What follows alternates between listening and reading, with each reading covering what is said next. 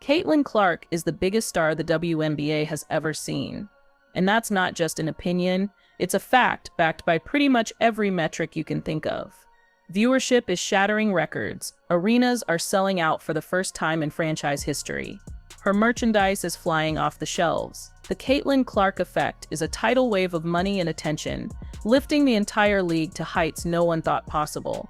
But behind the packed arenas and media frenzy, a civil war is brewing. A powerful group of veteran players is being accused of not just being jealous, but of actively working to sabotage Clark and the league's newfound success. In this video, we're investigating the evidence and asking the question, are WNBA stars secretly trying to bring Caitlin Clark down? And could their actions end up destroying the very league they helped build?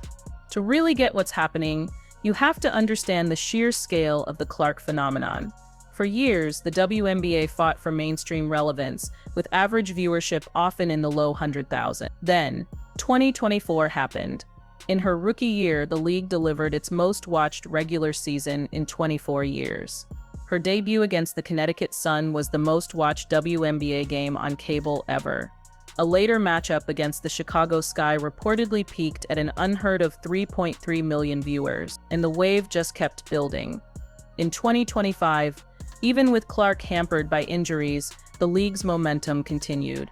The season brought in 3.115 million fans, a 34% jump from the year before, and ESPN games averaged a strong 1.2 million viewers. The league's overall national viewership averaged nearly 970,000 per game, showing incredible growth. The 2025 WNBA Finals averaged 1.5 million viewers, the second most watched finals in league history, just behind Clark's 2024 run.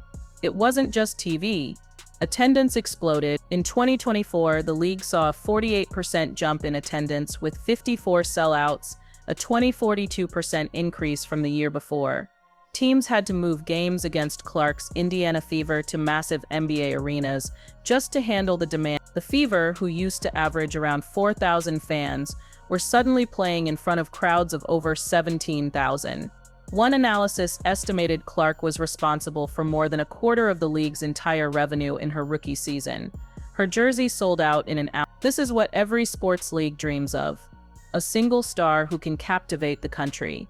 Logically, everyone in the WNBA should be protecting their golden goose. But that's not what seems to be happening. Instead, from the moment she stepped on the court, Caitlin Clark has been met with a level of physical aggression and verbal criticism from her peers that has left fans and analysts stunned. This doesn't feel like normal rookie hazing. The evidence suggests something far more calculated might be at play. Caitlin Clark's welcome to the WNBA wasn't just tough, it was a physical gauntlet. The most infamous example, the one that lit a national firestorm, went down on June 1st. Late in the game, the ball wasn't even in play when Chicago guard Chennedy Carter walked over to an unsuspecting Clark, lowered her shoulder, and just slammed her to the floor.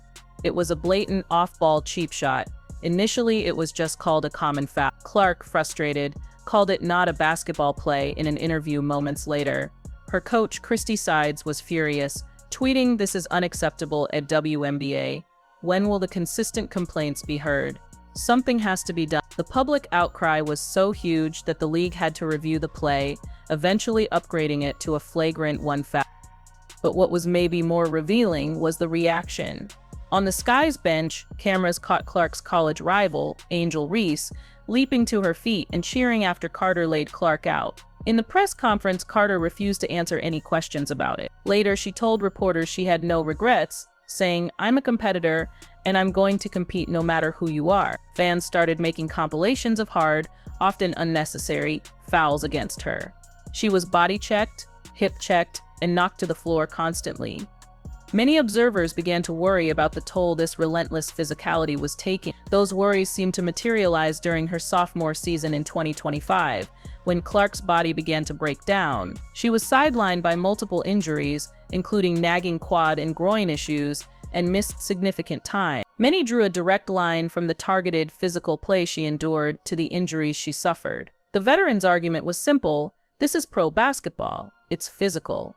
But others saw a clear double standard. Were other star guards getting the same off-ball treat? Was the league's golden goose being hunted? The on-court evidence was troubling enough, but the comments being made off the court started to paint an even clearer picture of resentment. Before Caitlin Clark even played a single WNBA game, some of the league's biggest names were setting a strange narrative. The first shot came from Diana Taurasi, long considered the GOAT. In an ESPN interview, she gave her now infamous warning, "Reality is coming. You look superhuman playing against some 18-year-olds, but you're going to come play with some grown women that have been playing professional basketball for a long time." Taurasi later defended her comments, blaming sensitive new fans, but that "reality is coming" line became a rallying cry for those who felt Clark was overhyped, and a symbol for those who believed the old guard was actively rooting against her. Then the conversation took a more charged turn, bringing race into the spotlight. A'ja Wilson, the superstar for the Las Vegas Aces,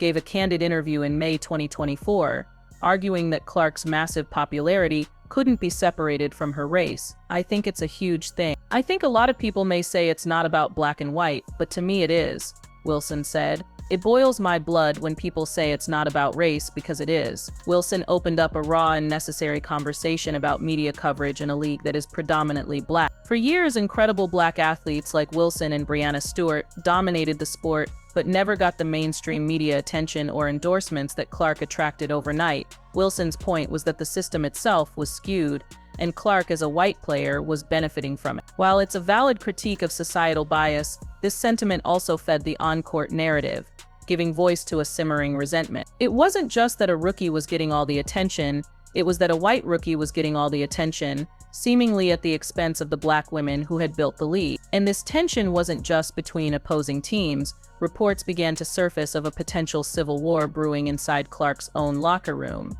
The theory that Caitlin Clark was being systematically undermined wasn't just about her opponent. A more insidious idea started to take shape, that some of her own teammates on the Indiana Fever were part of the problem.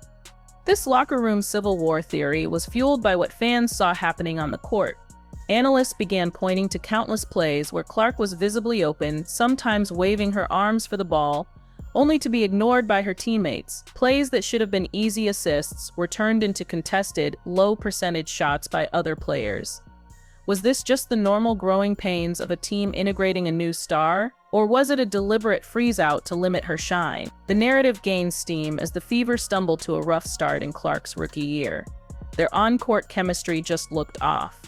Then came the 2025 season. Clark's year was plagued by the injuries that many attribute to the pounding she took. She missed significant time, but when she was on the floor, she was brilliant.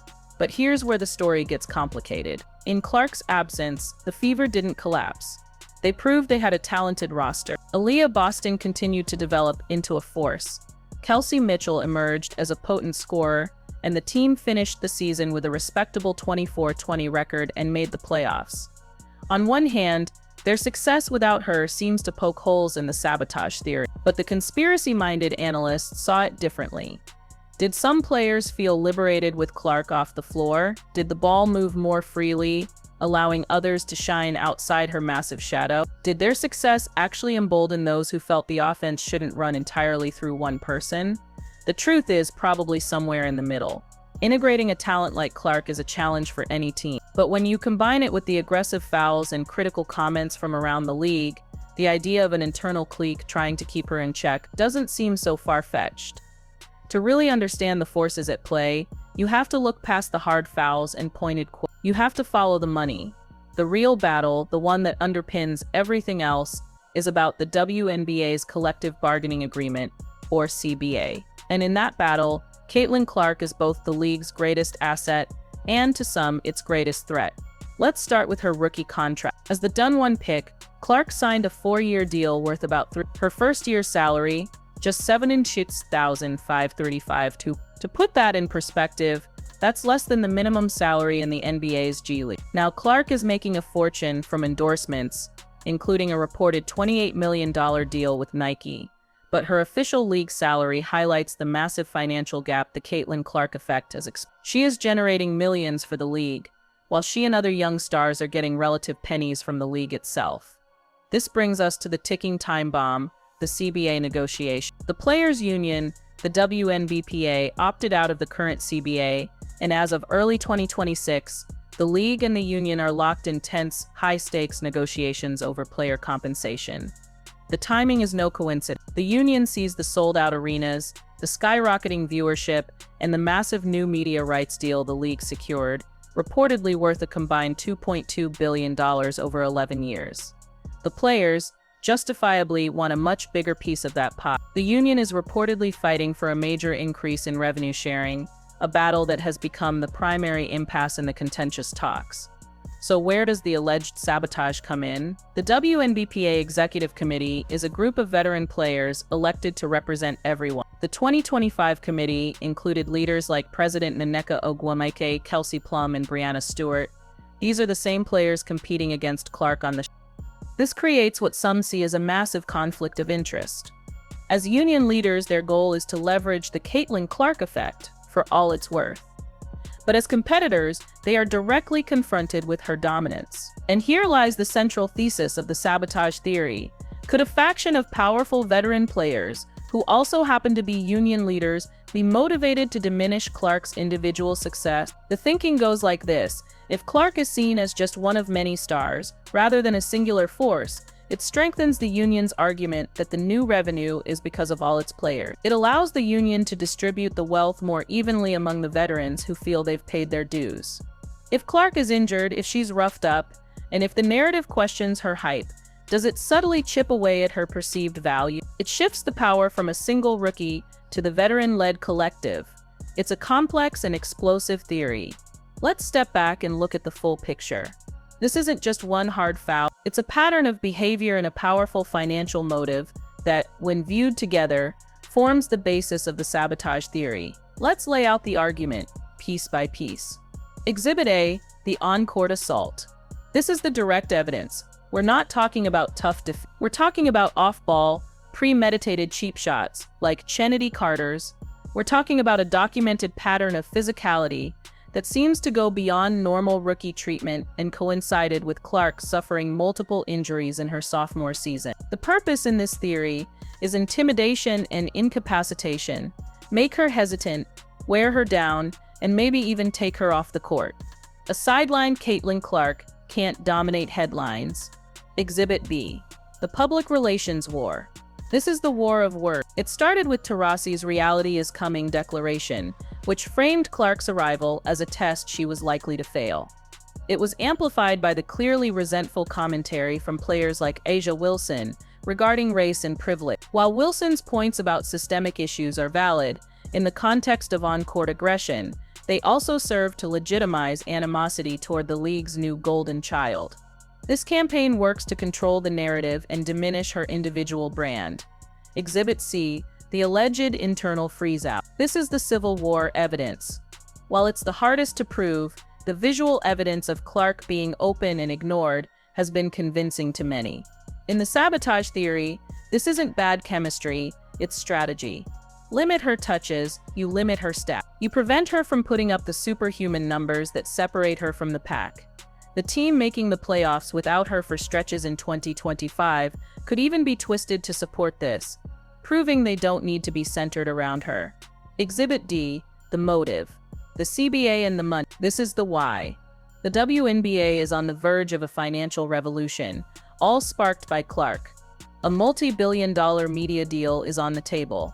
The players' union, led by veteran competitors, is negotiating for a massive slice. It is in the union leadership's financial interest to argue that this money is due to the strength of the entire league, not one player. By diminishing Clark's individual stature, they strengthen their collective bargaining position. It's a ruthless but logical strategy. So we're left with a disturbing but compelling theory. Caitlin Clark, the player who has done more to elevate the WNBA in 2 seasons than anyone in decades, may be the target of a secret campaign of sabotage, orchestrated by the very players who stand to benefit from her success. We've seen the evidence, the pattern of aggressive on-court physicality, the public comments that drip with resentment, and the undeniable, multi-billion-dollar financial motive tied to the ongoing CBA negotiation. Is this just veteran jealousy? Or is it a calculated plot to control the narrative, suppress a rival, and consolidate power and money in the hands of the old guard? The stakes could not be higher. If this sabotage is real, The veteran players risk not just injuring their biggest star, but alienating the millions of new fans she brought to the sport. They risk sending a message that the WNBA is a league that eats its own. By trying to secure a larger slice of the pie, they could end up shrinking the pie for everyone. The contentious CBA negotiations already threaten to disrupt the league's incredible momentum.